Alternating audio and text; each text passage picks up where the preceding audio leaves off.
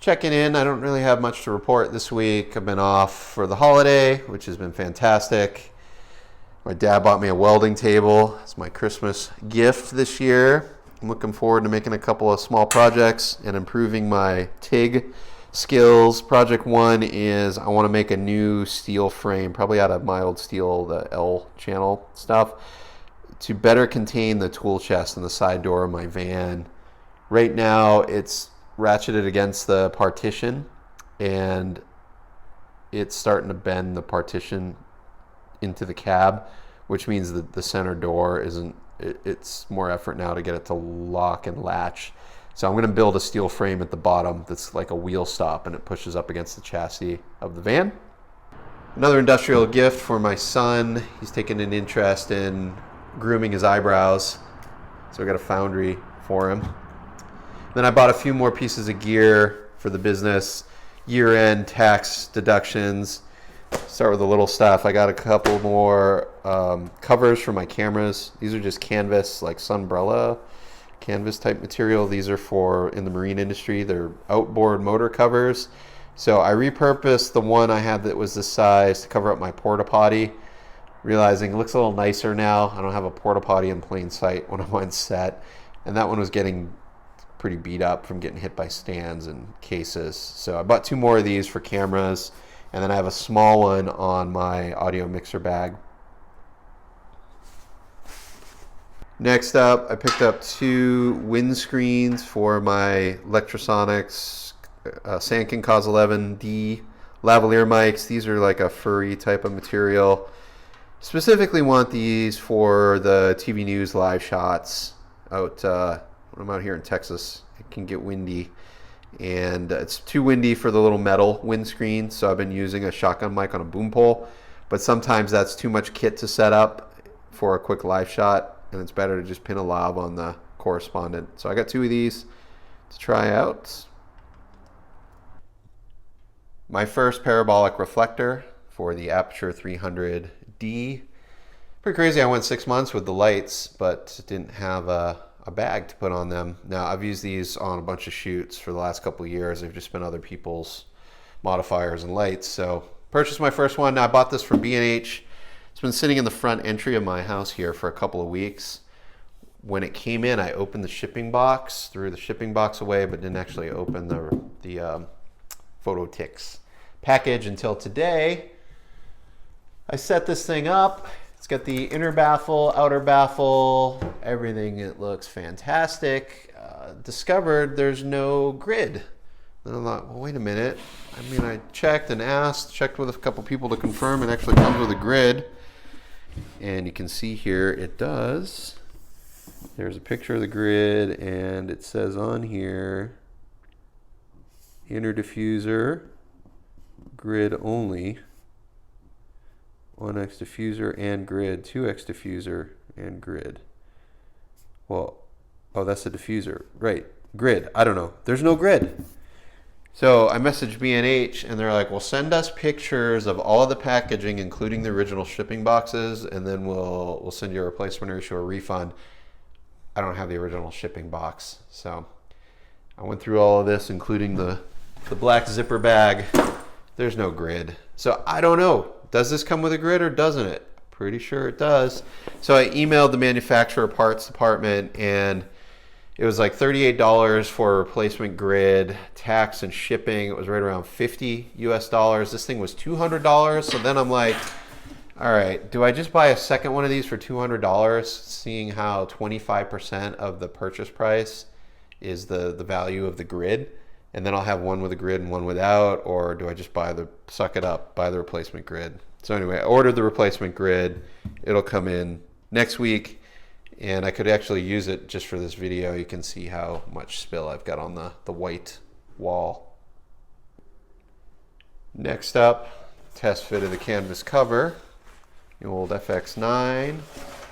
And I added an additional E-mount prime to my kit. So now I have a total of 2 E-mount primes.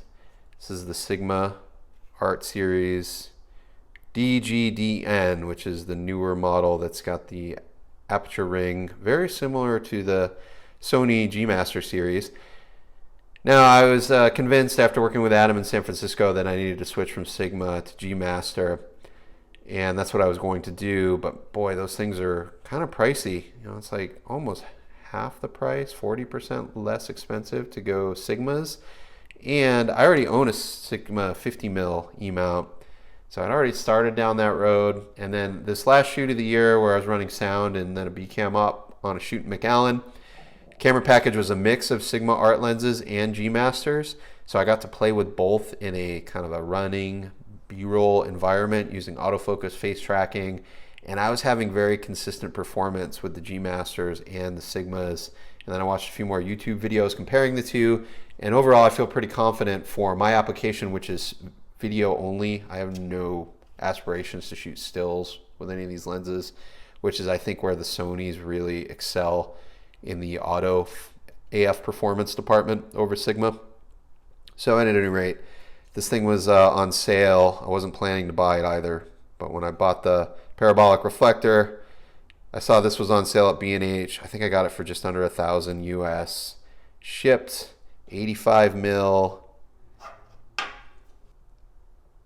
FX9 camera case. I have two of these. One is the previous brand, Petrol. Doctor bag. I forget if it's the Doctor 2 or the Doctor 3.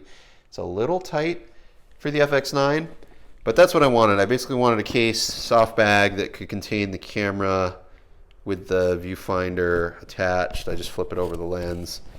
Kit zoom on there, the pistol grip folded up, and then I can also travel with the mic on here zipped up.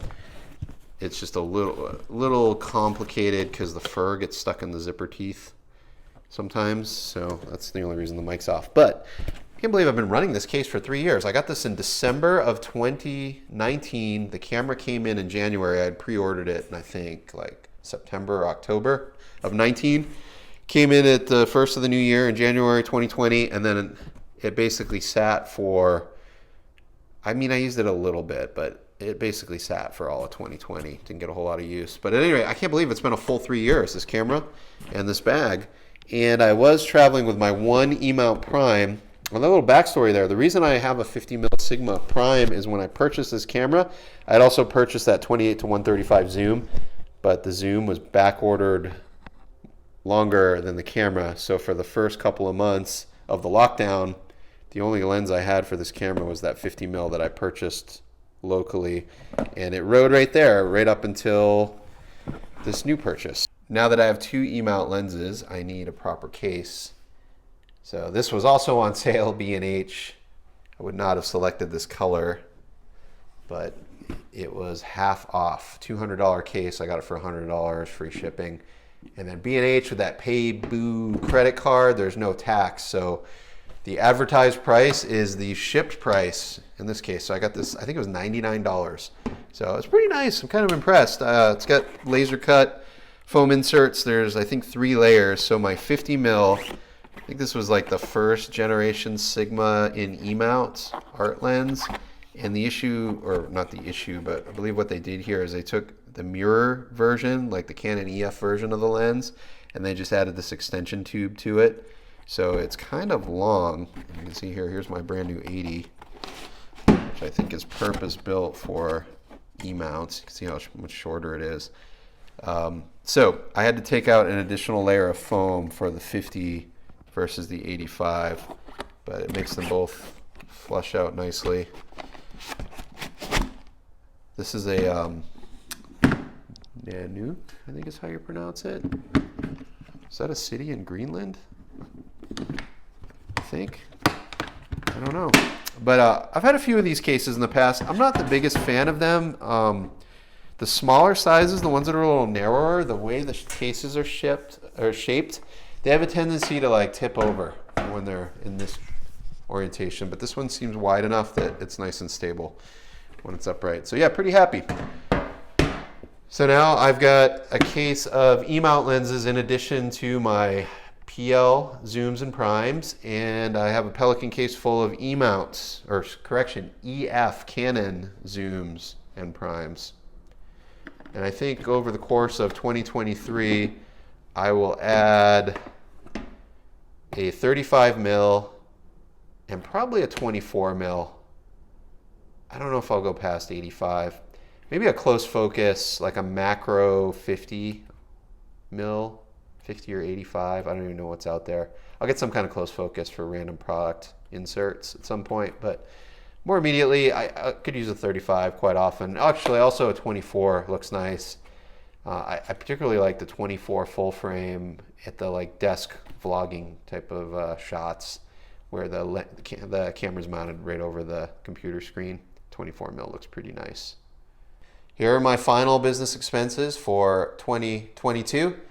Hey, let me know in the comments down below what little items are you picking up just before the calendar year ends. There are a few extra things you're trying to get in to be tax efficient as you close out this year and get prepared for next. Love to hear your thoughts in the comments below.